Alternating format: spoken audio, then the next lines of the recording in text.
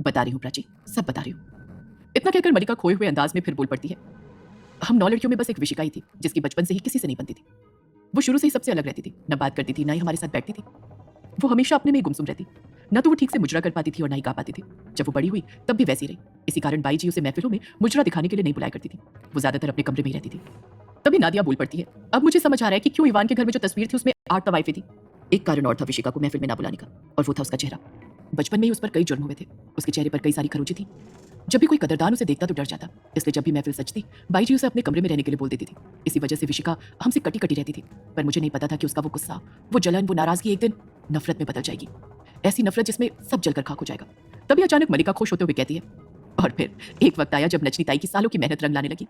वो मेहनत जो उन्होंने हम पर की थी, हम सब मशहूर होने लगे। दूर दूर से लोग हमारा मुजरा देखने के लिए आने लगे। इतने लोग आते थे कि पूरी गलियां भर जाती थी। ऐसा लगता था जैसे हम रसीले बाजार की शहजादियां हो और दुनिया की सारी खुशियां हमारे कदमों में आ गई थी। पर बोलते बोलते वो चुप हो जाती है। उसके चेहरे पर मायूसी छा जाती है, जिसे देख आयुष्मान तुरंत पूछता है, पर क्या मलिका जी? मलिका कहती है, पर यह आयुष्मान की दुनिया का दस्तूर है। हर इंसान को सब कुछ नहीं मिलता, कुछ ना कुछ छूट ही जाता है।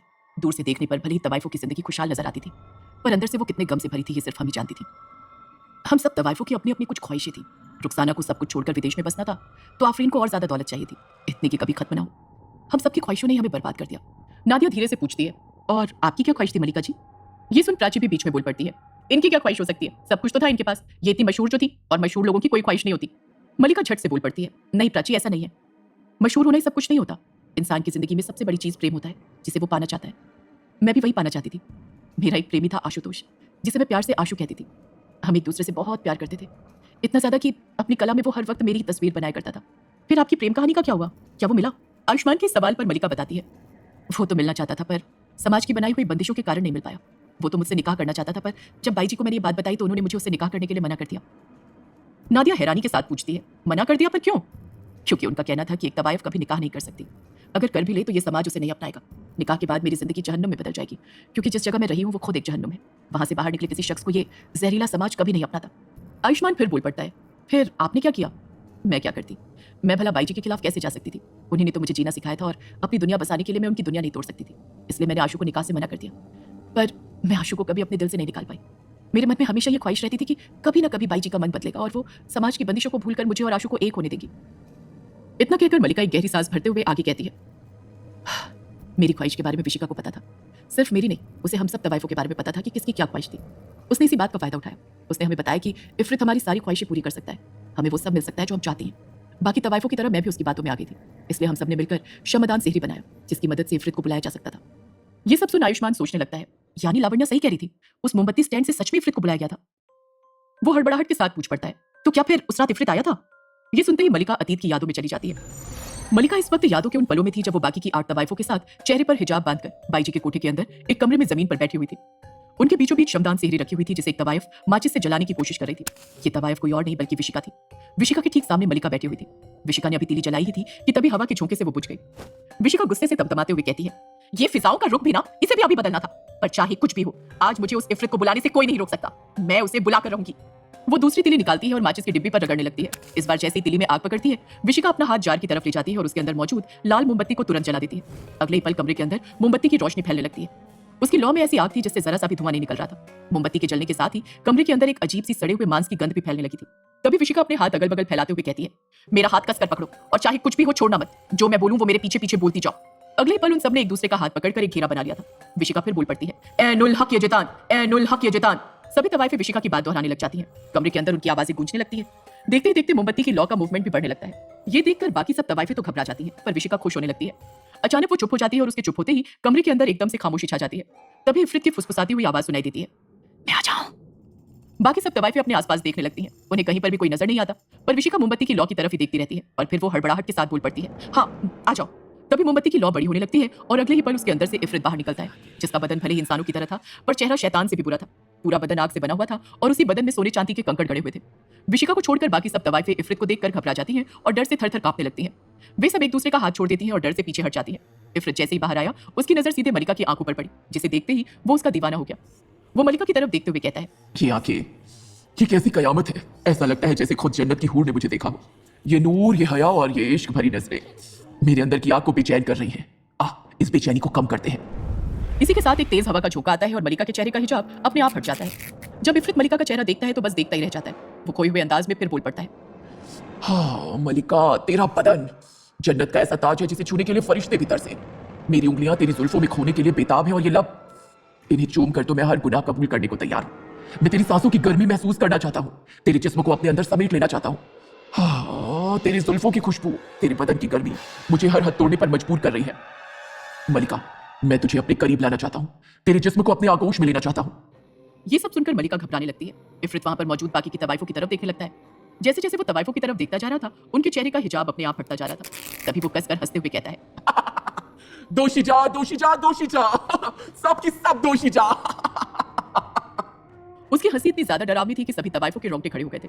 वो तवाइफों को देखते हुए फिर कहता है, हम जिन्नात तो बेवजह ही जन्नत पाने में लगे हैं, असली जन्नत तो यहाँ है, बाई जी के कोठे में, एक से बढ़कर एक हूर। विशिका हिम्मत दिखाते हुए कहती है, तुम हमारी ख्वाहिशें पूरी करोगे ना? विशिका का चेहरा देखकर इफरत अजीब सा मुंह बनाने लगता है, जैसे उसे विशिका बिल्कुल भी पसंद ना आई हो। इन सब में बस तू ही एक तखसीस है, पर मैं फिर भी तेरी ख्वाहिश पूरी करूंगा, क्योंकि मैं जानता हूं मुझे यहाँ पर बुलाने वाली तू ही है। तभी रुखसाना बोल पड़ती है, मेरी भी ख्वाहिश पूरी करोगे ना? मैं दुनिया का कोना कोना घूमना चाहती हूँ। एक एक करके सभी तवाइफें अपनी ख्वाहिशें बताने लगती हैं सिवाय मलिका के। तभी इफरत भारी आवाज में कहता है, मैं तुम सबकी सारी ख्वाहिशें पूरी करूंगा, पर क्या?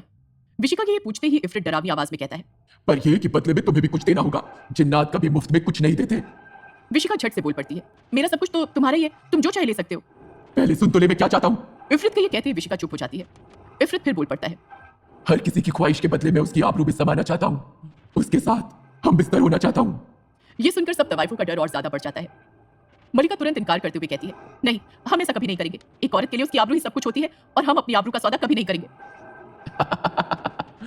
औरत, तुम लोग ये कैसे भूल रही हो कि तुम तवाइफे हो, और तवाइफे तो तभी अपनी आबरू का सौदा कर चुकी होती हैं जब वो मुजरे का लिबास पहनती हैं। मलिका इस पर गुस्से के साथ कहती है, हमने ये लिबास अपनी आबरू को बचाने के लिए पहना है इफरत, ताकि तुम जैसे मर्द अपनी गंदी नजरों से हमें ना देख सके। ख्वाहिशें पूरी करनी है या नहीं?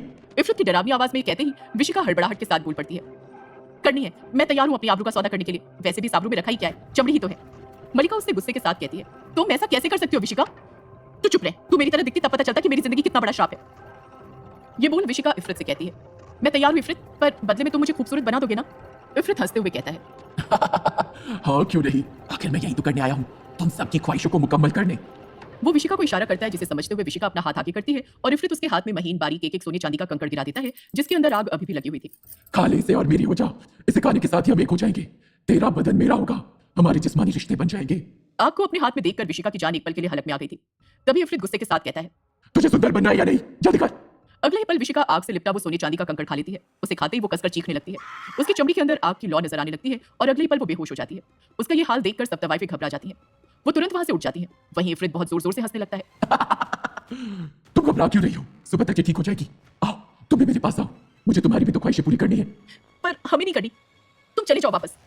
मलिका के साथ साथ अब बाकी की 7 तवाइफें भी यही बोलने लगती हैं, हाँ वापस चले जाओ, चले जाओ, हाँ हाँ चले जाओ वापस। इफरत गुस्से के साथ कहता है, ऐसे कैसे चली जाऊं, तुमने मुझे दोजख से आजाद किया है, तुम अपनी ख्वाहिशें पूरी करना चाहो या नहीं, पर मैं तो अपनी ख्वाहिश पूरी करके ही जाऊंगा, तुम सबकी आबरू में समाऊंगा। इसी के साथ वो आगे बढ़ता है और अपना बड़ा सा मुंह फाड़कर रुखसाना को निकल जाता है। ये देख सभी तवाइफें डर कर वहां से भागने लगती हैं, लेकिन इफरत उन तक पहुंचकर एक एक कर सभी तवाइफों को मारने लगता है। वो किसी को साबुत निगल रहा था, किसी को अपने दांतों से काट रहा था और काटने के साथ ही उसके बदन से सोने चांदी के कंकड़ झड़ते जा रहे थे। विशिका के अलावा वो 7 तवाइफों को खा चुका था। अब बस मलिका बची हुई थी, जो अपनी जान बचाते हुए यहाँ से वहां भाग रही थी। इफरत बड़े प्यार से कहता है, डर मत मलिका, मैं तुझे नहीं मारूंगा, तुझे तो मैं अपनी रानी बनाकर रखूंगा। आखिर तेरे अंदर हूर का नूर है, तेरे पास जो हुस्न है वो किसी में नहीं। आ मेरी बाहों में समा जा। मलिका भाग ही रही थी कि तभी उसका पैर फिसल जाता है और वो गिर जाती है। इफरत मलिका के बदन के ऊपर चढ़कर बैठ जाता है। मलिका डर से थर-थर कांपने लगती है। उसका दिल जोरों से धड़कने लगता है। उसे अपनी मौत नजर आने लगती है। उस वक्त इफरत का मुंह एकदम मलिका के चेहरे के सामने था। आखिर वो उस पर चढ़ा जो हुआ था। तभी वो अपनी जीभ मलिका के चेहरे के पास ले जाते हुए कहता है, अब तेरा ये जिस्म मेरा होगा, हम जिस्मानी संबंध बनाकर एक शैतान को जन्म देंगे, वो शैतान जिसमें जिन्नात की शक्ति तो होगी, साथ में हूर की भी। हम एक नए दानव को इस जहान में लाएंगे। क्या मलिका इफरत से बच पाई? आगे क्या हुआ था उसकी कहानी में जानने के लिए सुनिए अगला एपिसोड।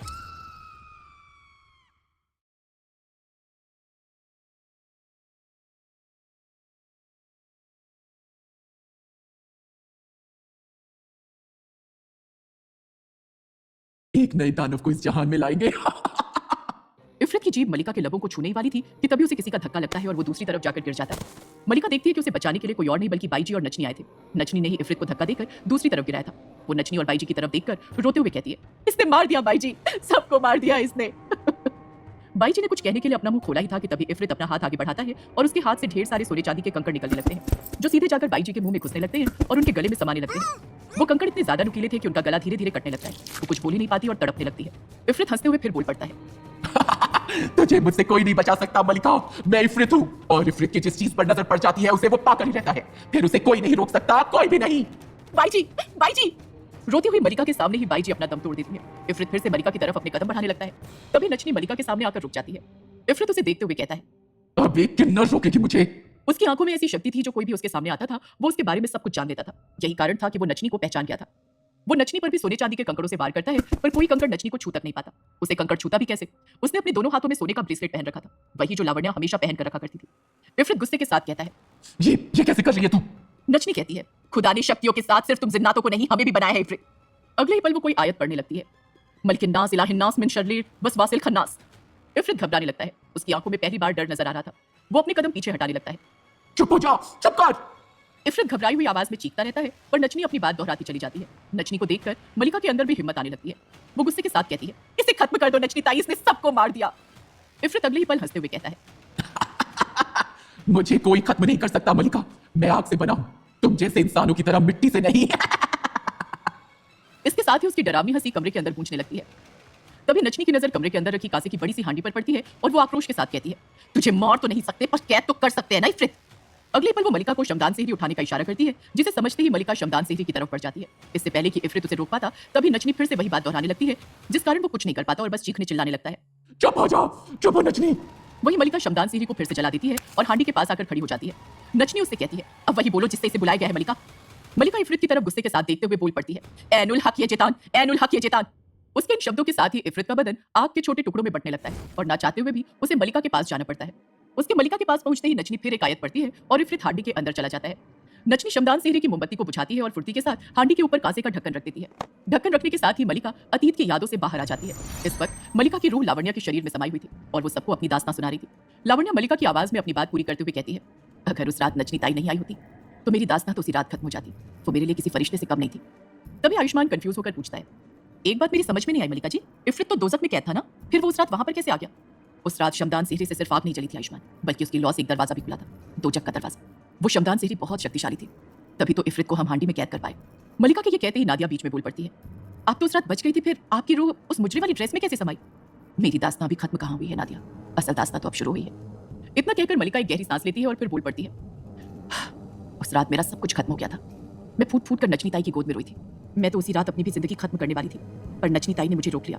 उन्होंने कहा, तू खुदा की बनाई हुई नायाब चीज है, तू अपने आप को ऐसे कैसे खत्म कर सकती है? शायद तेरी एक नई दास्तां शुरू होने का वक्त आ गया है। प्राची अपनी दोनों भौहें ऊपर उठाते हुए पूछती है, कैसी नई दास्तां? तवाइफ की जिंदगी छोड़कर एक आम औरत की जिंदगी जीने की दास्तां। उन्होंने मुझसे कहा कि मैं आशु से निकाह कर लूं और उसके पास चली जाऊं। वो पूरे बांडीपुरा में यही खबर फैलाएगी कि इफरित आया था और वो 9 की 9 तवाइफों को खा गया। उसी कयामत की रात से 9 तवाइफों का वजूद भी मिट जाएगा, मेरे तवाइफ होने का भी। मैंने नचनी ताई की बात मानने से सीधे इनकार कर दिया था, पर जब उन्होंने अपनी कसम दी तो मैं कुछ नहीं कर पाई। मैं सीधे अपने आशु के पास चली गई जो कुरेज घाटी पर रहता था। जब मैंने आशु को सारी बात बताई तो उसने बिना कोई सवाल किए मुझे अपना लिया। आखिर वो भी तो यही चाहता था। ये कहते हुए लावण्या, जिसके अंदर मलिका मौजूद थी, उसके चेहरे के एक्सप्रेशन बदलने लगते हैं। उसके चेहरे पर प्यार नजर आने लगता है। मलिका अपनी जिंदगी के हसीन लम्हों को याद करते हुए फिर बोल पड़ती है, मैं हमेशा अपना चेहरा छुपा कर रहा करती थी ताकि कोई मुझे पहचान न ले। इस दुनिया से छुपकर हमने एक अलग ही दुनिया बना ली थी, वो दुनिया जहां पर सिर्फ मैं और आशु थे। हम हमारी दुनिया में बहुत खुश थे। ऐसा लग रहा था खुदा ने मेरे दामन में दुनिया की सारी खुशियां दे दी। ये खुदा की ही नेमत थी कि निकाह के 4 साल बाद ही खुदा ने हमें एक बच्ची से नवाजा। प्राची हैरानी के साथ कहती है, क्या कहा? आपकी एक बच्ची भी थी? मलिका हामी भरते हुए कहती है, हाँ प्राची, उसका नाम हमने आफरीन रखा था। उसकी आंखें हूबहू मेरी तरह थी, जैसे खुदा ने हूर का नूर उसे भी दिया। हम तीनों हमारी दुनिया में बहुत खुश थे, पर कहते हैं ना, खुशियां ज्यादा देर तक नहीं टिकती, किसी ना किसी की नजर लगी जाती है। वैसे ही हमारी खुशियों को भी नजर लग गई। आयुष्मान हड़बड़ाहट के साथ पूछ पड़ता है, किसकी नजर लगी आपकी खुशियों को मलिका जी? मेरे अतीत की। नचनी ताई और मुझसे एक बहुत बड़ी गलती हो गई थी। उस रात हमें लगा था कि विशिका मर चुकी है, इसलिए हमने उसकी लाश को जहरीले जंगल में दफना दिया था, पर वो उस वक्त जिंदा थी। इफरत की जिस्मानी आग खाने के कारण वो कुछ सालों तक दफन होकर भी जिंदा रही, पर फिर एक रात उसने अपना दम तोड़ दिया और उसके दम तोड़ते ही वहां पर दानवी पेड़ बना और उसी पेड़ से विशिका की रूह वहां से आजाद हुई। आजाद होने के बाद भी वो खूबसूरत नहीं हो पाई क्योंकि इफरत कैद था, उसकी शक्तियां काम नहीं कर रही थी। आजाद होने के साथ ही विशिका ने अपने आप को एक नया नाम दिया, खौफिजा, जिसका काम था खौफ फैलाना। ये सब सुन नादिया कुछ याद करते हुए बोल पड़ती है, वही दानवीय पेड़ जो जहरीले जंगल के अंदर है, जिसके पास एक बड़ा सा काला पत्थर रखा है। हाँ, वही दानवीय पेड़ नादिया। उस पेड़ से विशिका की रूह को एक नई जिंदगी मिली थी, इसलिए वो उसकी इबादत करने लगी। जो भी वहां पर अपने खून की बलि चढ़ाता वो उसे नहीं मारती।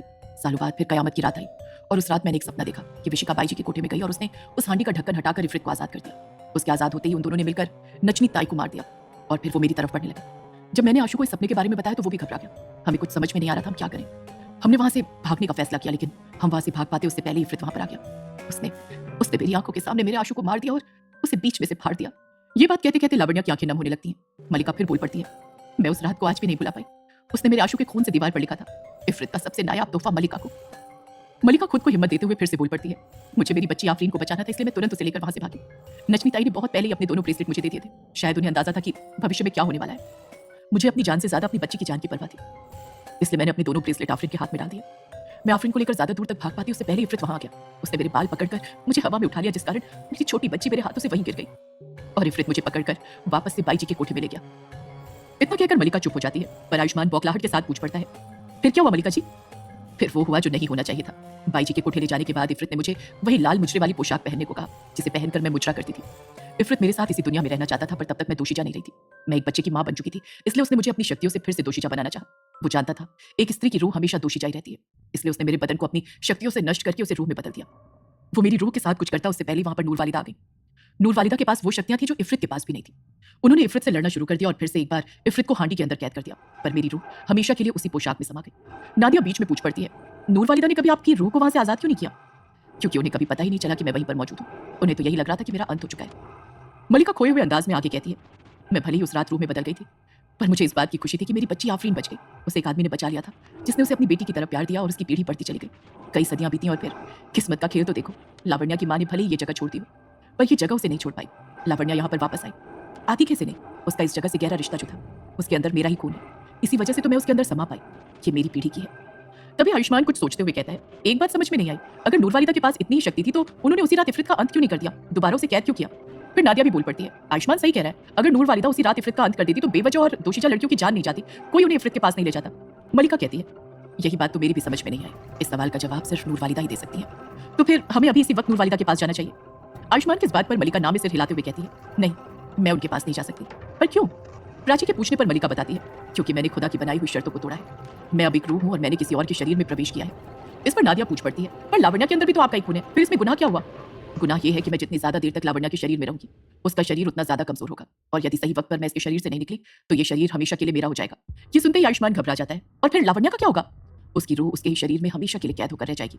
ये सुनकर सब लोग घबराने लगते हैं। मलिका फिर बोल पड़ती है, मुझे डर है कि अगर मैं नूर वालिदा जी के पास गई तो वो मुझे लावण्या के शरीर से निकाल देंगी और फिर मैं कभी उस इफरित का अंत नहीं कर पाऊंगी। इसलिए मैं सुबह से यही सोच रही हूँ कि नूर वालिदा के पास जाऊं या नहीं। हमें नूर वालिदा के पास जाना ही होगा मलिका जी, क्योंकि वही जानती है कि अंत कैसे होगा। नादिया भी प्राची का साथ देते हुए बोल पड़ती है, मुझे नहीं लगता नूर वालिदा ऐसा कुछ करेगी, क्योंकि देखा जाए तो लावण्या आपकी ही पीढ़ी है और आप एक सही मकसद के लिए इसके शरीर में आई है। सबके समझाने पर मलिका उनकी बात मान लेती है। तभी आयुष्मान बड़े प्यार से कहता है, मलिका जी, लावण्या इसी शरीर में है तो क्या मैं उससे एक बार बात कर सकता हूँ? कर तो सकते हो, पर ज्यादा देर नहीं आयुष्मान, इससे लावण्या के शरीर को ही नुकसान होगा। बस एक बार मेरी बात लावण्या से करवा दीजिए। आयुष्मान के ये कहते ही लावण्या की अपनी आवाज सुनाई पड़ती है, आयुष्मान, जिसे सुनते ही आयुष्मान तुरंत उसे गले से लगा लेता है और उससे लिपट कर रोने लगता है, जैसे उसे अपने प्यार का एहसास हो गया हो। मुझे माफ कर दो लावण्या, तुम हमेशा मुझे उन सपनों के बारे में बताती रही, पर मैंने कभी तुम पर भरोसा नहीं किया। रोते नहीं आयुष्मान, ये रोने का नहीं, लड़ने का वक्त है। मलिका जी के साथ नूर वालिदा के पास जाओ और उसे इफरित का अंत कर दो। मेरे पास ज्यादा वक्त नहीं है, बस पूर्णिमा तक का समय है। आयुष्मान उसे देखकर आक्रोश के साथ कहता है, मैं उस इफरित का जरूर अंत करूंगा लावण्या, सिर्फ तुम्हारे लिए। मैं तुम्हें कुछ नहीं होने दूंगा। मैं तुम्हारे इसी शरीर में इंतजार करूंगी आयुष्मान। अब जाओ। क्या होगा कहानी का अगला पड़ाव? क्या आयुष्मान इफरित का अंत कर पाएगा? क्या नूर वालिदा मलिका का साथ देंगी? जानने के लिए सुनिए अगला एपिसोड।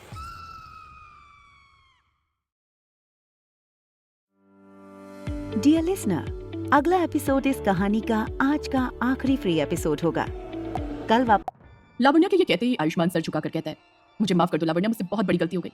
मुझे तुम्हारा ब्रेसलेट नहीं चुराना चाहिए था। तुम मुझसे माफी मत मांगो आयुष्मान। अगर तुम मेरा ब्रेसलेट नहीं चुराते तो खौफिजा का अंत कभी नहीं हो पाता और ना ही मैं मलिका से मिल पाती।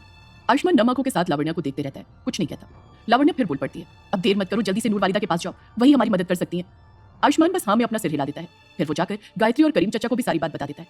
सब कुछ जानकर गायत्री भी समझ जाती है कि उनका नूर वालिदा के पास जाना बहुत जरूरी था और वो लोग नूर वालिदा के पास जाने के लिए निकल पड़ते हैं। शाम होने के साथ साथ बर्फीली बारिश भी शुरू हो चुकी थी। नूर वालिदा अपने दरबार में कुर्सी पर बैठी हुई थी। ये पहली बार था जब उनके चेहरे पर डर नजर आ रहा था, वो डर जिसमें लाखों परेशानियां छुपी हुई थी। वो खुद से बड़बड़ाते हुए कहती है, ए खुदा, ये क्या हो रहा है? इसका अंजाम न जाने क्या होगा। तभी वहां आयुष्मान और बाकी सब पहुंच जाते हैं। जैसे ही नूर वालिदा की नजर लावण्या पर पड़ती है, वो उसे देखते ही समझ जाती है कि उसके अंदर मलिका की रूह समाई हुई है। उन्हें कुछ बताने की जरूरत ही नहीं पड़ती। वो मलिका से कहती हैं, तो आखिर तुम आ ही गई मलिका। लावण्या मलिका की आवाज में कहती है, मुझे माफ कर दीजिए नूर वालिदा, मेरे पास और कोई रास्ता नहीं था। अगर मैं लावण्या के शरीर में, तुम माफी मत मांगो मलिका, माफी तो मुझे मांगनी चाहिए कि उस रात में तुम्हारी रूह के वजूद को वहां पर महसूस नहीं कर पाई। तुमने जो किया बिल्कुल सही किया, और ये सब तुम नहीं कर रही हो। ये सब तो खुदा की दास्तां है जो पहले से ही लिखी जा चुकी है। नूर वालिदा ने इतना कहा ही था कि आयुष्मान बीच में बोल पड़ता है, उस रात आपने इफरित का अंत क्यों नहीं कर दिया? उसे आपको दोबारा कैद करना ही नहीं चाहिए था, मार देना चाहिए था उसे। मारना तो मैं भी चाहती थी उस इफरित को, पर आयुष्मान झट से पूछ पड़ता है, पर क्या नूर वालिदा? पर ये आयुष्मान की जब मैं उससे लड़ रही थी तो मैंने देखा कि मैं उसका अंत ही नहीं कर पा रही हूँ। मेरी शक्तियां उसके सामने कमजोर पड़ रही थी। उससे लड़ते वक्त ही मैंने अपनी आधी शक्तियां गवा दी थी। यही कारण है कि अब मैं चल नहीं सकती। उस वक्त मेरे पास उसे कैद करने के सिवा कोई और रास्ता नहीं बचा था, इसलिए मैंने उसे वापस उसी हांडी में कैद कर दिया था, पर उसे कैद करने से पहले उसका कवच छीन लिया था। ये सुन नादिया बीच में बोल पड़ती है, कैसा कवच नूर वालिदा? वो कवच जिससे जन्नत और जहन्नुम का दरवाजा खुल सकता है। उसी की वजह से मैं इफरित को दोजख में नहीं भेज पा रही थी। नादिया के सवाल का जवाब देने के बाद नूर वालिदा मायूसी के साथ कहती है, पर अब उस इफरित को वो कवच भी मिल चुका है। प्राची घबराते हुए कहती है, इफरित को उसका कवच मिल गया, पर कैसे? मैंने उस कवच को दोशीजा लड़की की कोख में रखा था। नूर वालिदा का ये जवाब सुन आयुष्मान अपनी दोनों भौहें ऊपर उठाते हुए हैरानी के साथ कहता है, आपने उसे दोशीजा लड़की की कोख में रखा था, पर क्यों? क्योंकि वो कवच बहुत शक्तिशाली था। उसकी शक्तियां बनाए रखना भी बहुत जरूरी था। अगर उसकी शक्तियां कम हो जाती तो कभी जन्नत जहन्नुम का दरवाजा नहीं खुल पाता, और हम कभी उस इफरित को जहन्नुम नहीं भेज पाते। इसलिए मुझे उस कवच को दोशीजा लड़कियों की कोख में रखना पड़ा, क्योंकि स्त्री खुदा की बनाई हुई वो हस्ती है जो इस दुनिया में एक इंसान को ला सकती है, और उसकी कोख में ही सबसे ज्यादा ताकत होती है। सभी बड़े गौर से नूर वालिदा की सारी बात सुन रहे थे। तभी नूर वालिदा फिर से बोल पड़ती है, उस रात इफरित से उसका कवच छीनने के बाद मैं यही सोचती रही कि मैं कवच की शक्तियों को कैसे महफूज रखूं। फिर खुदा ने मुझे रास्ता दिखाया। एक माँ अपनी नवजात बच्ची को मेरे पास लेकर आई थी। उसे एक बीमारी थी। मैंने अपनी शक्तियों से उसकी बीमारी का इलाज तो किया ही, साथ में वो कवच भी उसकी कोख में ही डाल दिया, और उसकी माँ से कहा कि जब इसका निकाह करना हो तो पहले से मेरे पास लेकर आना, और याद रखना ये कभी किसी मर्द के साथ जिस्मानी रिश्ते ना बनाए। तभी मलिका पूछ पड़ती है, अगर वो लड़की जिस्मानी संबंध बना लेती तो नूर वालिदा? तो कवच उसी वक्त नष्ट हो जाता मलिका। वो तो खुदा की नेमत थी कि वो लड़की की माँ वक्त वक्त पर मेरा आशीर्वाद लेने के लिए उस बच्ची को मेरे पास लाती रहती थी, और मैं उसे समझाती रहती कि उसका दोषीजा रहना कितना जरूरी है। जब उस लड़की के निकाह का वक्त आता तो मैं उसके शरीर में से वो कवच निकाल लेती और फिर किसी दूसरी बच्ची को ढूंढती जो उस कवच को अपनी कोख में महफूज रख सके। सालों तक यही सिलसिला चलता रहा। तभी आयुष्मान पूछता है, अब वो कवच किसकी कोख में नूर वालिदा? कवच कोख में है नहीं था आयुष्मान, इफरित को उसका कवच मिल चुका है। नूर वालिदा की बात सुनते ही सबके होश उड़ जाते हैं। वो फिर खुद बोल पड़ती है, मैंने वो कवच आयशा की कोख में डाला था। जब वो छोटी थी तो मेरे पास आई थी। गायत्री बोल पड़ती है, वही आयशा जो गफ्फार की बेटी है? हाँ वही आयशा गायत्री। वो बेचारी तो इस बात से अनजान थी कि उसके शरीर में वो कवच है जिसकी इफरित तलाश कर रहा है, जो अब उसे मिल चुका है। तभी प्राची बोल पड़ती है, अब मुझे समझ आ रहा है कि क्यों इफरित को दोशीजा लड़की चाहिए थी, क्योंकि उसमें उसका कवच था। बिल्कुल सही कहा तुमने प्राची, और इस काम में खौफिजा ने उसकी मदद की। उस रात खौफिजा वहां पर मौजूद नहीं थी, वरना मैं तभी उसका अंत कर देती। इफरित को अपनी रूहानी ताकतों से पता चल गया था कि मैंने उस कवच को दोशीजा लड़की की कोख में रखा है, इसलिए उसने खौफिजा को यह काम सौंपा। इसमें आखिर उसका भी तो फायदा हो रहा था। वो खूबसूरत बनना चाहती थी, जो वो सब कुछ करके भी नहीं बन पाई थी। फिर उसे हूर के बारे में पता चला जिसे फरिश्तों ने बनाया था, और वो उसके उन अंगों को पाने में लग गई जिसमें मैडी ने उसकी मदद की, और वही मैडी आयशा को भी इफरित के पास ले गया और उसकी बलि चढ़ा दी। गायत्री रोते हुए कहती है, यानी आयशा बेटी अब इस दुनिया में नहीं रही? नूर वालिदा नम आंखों के साथ कहती है, हाँ गायत्री, मेरी वजह से फिर एक मासूम की जान चली गई और मैं कुछ नहीं कर पाई। वो इफरित आजाद हो चुका है। मलिका कुछ सोचते हुए कहती है, मुझे नहीं लगता वो इफरित आजाद हुआ है। नूर वालिदा, जरूर आपको कोई गलत एहसास हुआ होगा। आज तक जो भी मेरी शक्तियों ने मुझे महसूस कराया है वो कभी गलत नहीं हुआ मलिका। ये सुनकर मलिका परेशान होते हुए कहती है, पर अगर वो इफरित आजाद हो चुका है तो अब तक तो उसे यहाँ आ जाना चाहिए था। आखिर वो मुझे ही तो पाना चाहता था। वो अभी तक यहाँ पर नहीं आया क्योंकि वो उसकी तलाश कर रहा है। आयुष्मान बीच में बोल पड़ता है, इफरित तलाश कर रहे पर किस चीज की? उस रात इफरित को कैद करते वक्त मैंने सिर्फ उसका कवच ही उससे नहीं छीना था, बल्कि उसकी शक्तियों का एक अंश भी छीन लिया था, ताकि वो कवच उसके हाथ कभी लग भी जाए तो वो अपनी शक्तियों के लिए भटकता रहे। आयुष्मान नूर वालिदा को एकटक देखते हुए कहता है, मतलब इफरित की शक्तियों का एक अंश आपके पास है? नहीं था आयुष्मान। मतलब ये आयुष्मान की उस रात मैंने इफरित की शक्तियां छीन तो ली थी, पर मैं ज्यादा देर तक उसे अपने शरीर में नहीं रख सकती थी, क्योंकि वो शैतानी शक्तियां थी, और शैतानी शक्तियां इंसान को गुमराह करती हैं गलत काम करने के लिए। नूर वालिदा के ये कहते ही मलिका बीच में पूछ पड़ती है, फिर आपने उन शक्तियों का क्या किया? इफरित को खुदा ने आग से बनाया था और आग का तोड़ है पानी। मैंने उन शक्तियों को पानी मिलाकर एक मशक के अंदर रख दिया था। इस पर प्राची मुंह बनाते हुए कहती है, मशक मतलब? इस सवाल का जवाब नादिया देती है, पुराने जमाने में सफर में पानी ले जाने के लिए जिस चमड़े के थैले का इस्तेमाल किया जाता था उसे मशक कहते हैं। उसके ये कहते ही नूर वालिदा कहती है, मैंने उस मशक को जहरीले जंगल में काटकर छुपा दिया था। सोचा था मैं इफरित को वापस दोजख भेजने की कोई ना कोई राह जरूर ढूंढ लूंगी, पर रास्ता खोजने में मुझे सालों लग गए, और जब रास्ता मिला तब तक वो मशक जहां मैंने छुपाया था वहां से चुरा लिया गया था। मलिका हैरानी के साथ कहती है, चुरा लिया था, पर किसने? मुझे नहीं पता मलिका, पर मैं इतना जानती हूँ कि वो इफरित इस वक्त अपनी शक्तियां ढूंढने में लगा हुआ है, तभी अभी तक उसने कुछ नहीं किया। अगर हमें उस इफरित को रोकना है तो हमें उससे पहले उस मशक को खोजना होगा। हमारे पास ज्यादा वक्त नहीं बचा है। पूर्णिमा को बस 2 दिन बचे हैं, उससे पहले हमें वो मशक किसी भी हालत में खोजना होगा। ये सब सुनकर मलिका पूछती है, वो मशक दिखता कैसा था?